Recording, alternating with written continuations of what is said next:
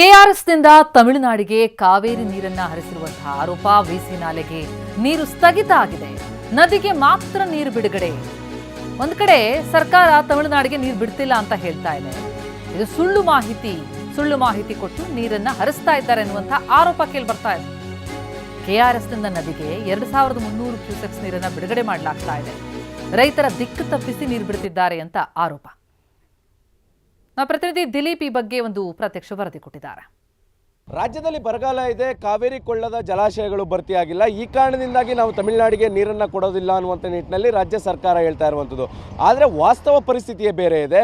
ತಮಿಳುನಾಡಿಗೆ ನಿಜಕ್ಕೂ ಕೂಡ ಎಷ್ಟರ ಮಟ್ಟಿಗೆ ನೀರು ಹರಿತಾ ಇದೆ ಅನ್ನುವಂಥದ್ದು ಭಾಳ ಸ್ಪಷ್ಟವಾಗಿ ಈ ದೃಶ್ಯವನ್ನು ನೋಡಿದ್ರೆ ಗೊತ್ತಾಗ್ತಾ ಇರುವಂಥದ್ದು. ಯಾಕಂದರೆ ತಮಿಳುನಾಡಿಗೆ ನಾವು ನೀರನ್ನೇ ಕೊಡುವುದಿಲ್ಲ ಅನ್ನುವಂಥದ್ದು ನಿಟ್ಟಿನಲ್ಲಿ ರಾಜ್ಯ ಸರ್ಕಾರ ಪದೇ ಪದೇ ಹೇಳ್ತಾ ಇದ್ರು ಕೂಡ ಈ ರೀತಿಯಂಥ ನೀರು ಹರಿತಾ ಇರುವಂಥ ದೃಶ್ಯಗಳು ಸಾಮಾನ್ಯವಾಗಿ ಕಂಡು ಬರ್ತಾ ಇರುವಂಥದ್ದು. ಒಂದು ಕಡೆ ಕಬಿನಿ ಜಲಾಶಯದಿಂದಲೂ 12,000 ಕ್ಯೂಸೆಕ್ ನೀರನ್ನು ಕೊಡಲಾಗ್ತಾ ಇದೆ.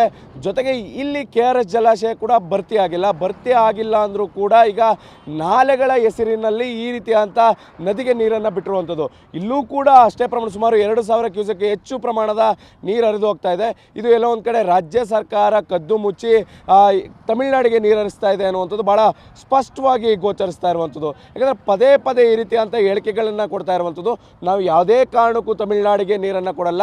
CWMA ಆದೇಶ ಆಗಲಿ, ಸುಪ್ರೀಂ ಕೋರ್ಟ್ ಆದೇಶಗಳನ್ನಾಗಲಿ ಯಾವುದನ್ನು ಕೂಡ ನಾವು ಪಾಲನೆ ಮಾಡೋಕ್ಕೆ ಸಾಧ್ಯ ಇಲ್ಲ, ಪಾಲನೆ ಮಾಡುವಂಥ ಪರಿಸ್ಥಿತಿ ಇಲ್ಲ ಅನ್ನುವಂಥ ನಿಟ್ಟಿನಲ್ಲಿ ಕೂಡ ರಾಜ್ಯ ಸರ್ಕಾರ ಹೇಳ್ತಾ ಇದೆ. ಆದರೆ ವಾಸ್ತವವಾದ ಪರಿಸ್ಥಿತಿಯೇ ಬೇರೆ ಇರುವಂಥದ್ದು.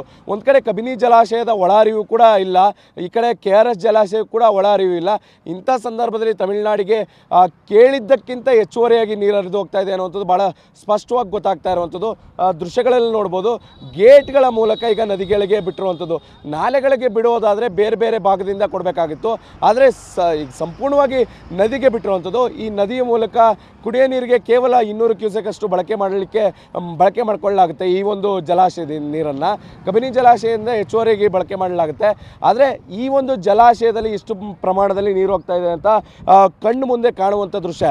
ಇಷ್ಟು ದೃಶ್ಯಗಳು ಕಂಡರೂ ಕೂಡ ಸರ್ಕಾರ ಕೊಡುವಂಥ ಏನು ಅಂಕಿಅಂಶಗಳೇನಿದೆ, ಈ ಅಂಕಿಅಂಶಗಳು ನಿಜಕ್ಕೂ ಕೂಡ ಒಂದು ರೀತಿಯಲ್ಲಿ ದೊಡ್ಡ ಮಟ್ಟದಲ್ಲಿ ಅನುಮಾನಕ್ಕೆ ಕಾರಣ ಆಗ್ತಾ ಇರುವಂಥದ್ದು. ಯಾಕಂದರೆ ನಾವು ನೀರೇ ಬಿಟ್ಟಿಲ್ಲ ಅನ್ನುವಂಥ ನಿಟ್ಟಿನಲ್ಲಿ ಒಂದು ರೀತಿಯಲ್ಲಿ ಅಂಕಿಅಂಶನ ಕೊಡ್ತಾರೆ, ಮತ್ತೊಂದು ಕಡೆ ನಾವು ನೀರೇ ಬಿಟ್ಟಿಲ್ಲ ಅನ್ನುವಂಥ ನಿಟ್ಟಿನಲ್ಲಿ ಹೇಳಿಕೆಯನ್ನು ಕೂಡ ಕೊಡ್ತಾರೆ. ಆದರೆ ವಾಸ್ತವ ಪರಿಸ್ಥಿತಿ ಆ ರೀತಿ ಇಲ್ಲ. ನಿಜಕ್ಕೂ ಕೂಡ ತಮಿಳುನಾಡಿಗೆ ಭಾರಿ ಪ್ರಮಾಣದ ನೀರು ಹರಿದು ಹೋಗ್ತಾ ಇದೆ ಅಂತಲೇ ಹೇಳ್ಬೋದು. ಕ್ಯಾಮ್ರಾ ಪರ್ಸನ್ ಗುರುರಾಜ್ ಜೊತೆ ದಿಲೀಪ್ ಚೌಧರಿ, TV9 ಮಂಡ್ಯ. ಈ ರೀತಿ ತಮಿಳುನಾಡಿಗೆ ನೀರು ಬಿಡ್ತಿಲ್ಲ ಅಂತ ಸರ್ಕಾರ ಹೇಳ್ತಾ ಇದ್ರು ಕೂಡ ದೃಶ್ಯಗಳನ್ನ ಗಮನಿಸ್ತಾ ಹೋದಾಗ ಅವೆಲ್ಲವೂ ಕೂಡ ಸುಳ್ಳು ಅಂತ ಆರೋಪಿಸ್ತಾ ಇದ್ದಾರೆ ಜನ.